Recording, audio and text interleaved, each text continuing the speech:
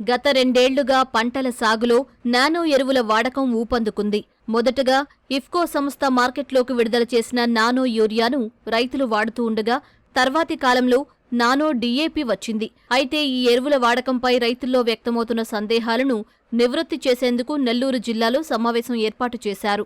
వ్యవసాయ శాఖ ఆధ్వర్యంలో ఏర్పాటైన ఈ కార్యక్రమానికి రైతులు, అధికారులు, ఇఫ్కో సంస్థ ప్రతినిధులు హాజరయ్యారు. నేను గత సంవత్సరం నుంచి కూడా బంతి సాగు, బూడిద గుమ్మడి ఈ సాగు చేస్తున్నాను.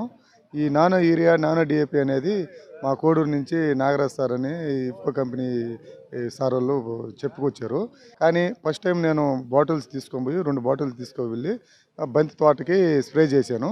చేసినాక వెంటనే అంటే చేసిన 3వ రోజు నుంచి దృఢంగా కాండం కూడా పెరిగి బాగా ఆకు కూడా బాగా విరజలత బాగా వచ్చింది. నానో యూరియా మేము గతంలో వాడాము.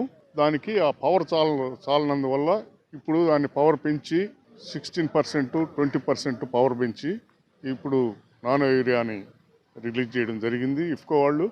నానో డిఏపి మాత్రం మాకు అంత క్లారిటీ రావడం లేదు. ఎందుకంటే అది ఆకుల మీద చల్లాలా. ఆకుల మీద చల్లే టైంకి అది టైం దాటిపోతుంది. అది ఎందువల్లంటే అది పిలక దశలో వేయాల్సినటువంటి డిఏపి కాబట్టి అది పైన పిచికారీ చేసే టైంకి 25 రోజులు 30 రోజులకు వచ్చేటప్పటికి అంత అవసరం ఉండదు. ఒక నానో యూరియా డబ్బా ఒక యూరియా బస్తాకు సమానమని భావిస్తూ రైతులు సాధారణ యూరియాకు బదులుగా నానో యూరియాను వాడుతున్నారు. దీనిపై వ్యవసాయ శాఖ అధికారులు స్పందిస్తూ రైతులు సాధారణంగా అందించే యూరియాను అందిస్తూనే ఒక దఫా నానో యూరియాను అందించాలని చెబుతున్నారు. నానో ఎరువులను వరి పైరు లేత దశలో అందించకూడదు కాబట్టి దుక్కిలో వేయాల్సిన ఎరువులను అలానే వేసుకుని పైపాటుగా నానో ఎరువులను పిచికారీ చేయాలని సూచించారు.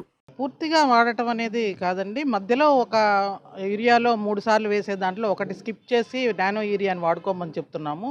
ఎందుకంటే ఇప్పుడు రైతులు మనం రికమెండ్ చేసిన దానికన్నా దాదాపు డబల్ వాడకం అనేది మనం వాడుతూ ఉన్నారు కాబట్టి వాటిల్లో 1-2 సార్లు స్కిప్ చేసుకొని నానో యూరియా వాడుకోవటం వల్ల మనకి వాతావరణ కాలుష్యంతో పాటు ఫారిన్ ఎక్స్చేంజ్ కూడా మనకు మిగిలిద్దని ఉద్దేశంతో. ఎందుకంటే మొత్తం యూరియా అంతా ఇంపోర్ట్ చేసుకోవటం, దాని మీద సబ్సిడీ అనేది చాలా ఎక్కువ ఉంది, గవర్నమెంట్ పే చేస్తుంది. దీన్ని ఎక్కువ భూమిలో వేసుకోవటం వల్ల కూడా భూములన్నీ చౌడుబారిపోయి మనకి ఎక్కువ వాతావరణ కాలుష్యం అనేది ఏర్పడుతూ ఉంది. రైతులు అది దృష్టిలో పెట్టుకొని అదే ఎఫెక్ట్ అంటే మనకి ఒక బస్తా యూరియా వేస్తే మనం ఎంత నత్రజని అనేది పొందుతున్నాము అంటే 46%లో 23 కేజీలు నత్రజని పొందుతాము. ఇప్పుడు నానో యూరియాలో 20% యూరియా మనకి అందుబాటులో ఉంది ఒక బాటిల్లో. కాబట్టి మనకి పైన స్ప్రేయింగ్ ద్వారా అంటే ఆకుల ద్వారా కూడా ఇవ్వటం ద్వారా మనం నత్రజనిని సప్లై చేయొచ్చు అని మన స్టడీస్ చెప్తున్నాయి. కనుక మనము యూరియాని 3 సార్లలో ఒకసారి వాడుకోమని మనం తెలియజేస్తున్నాము.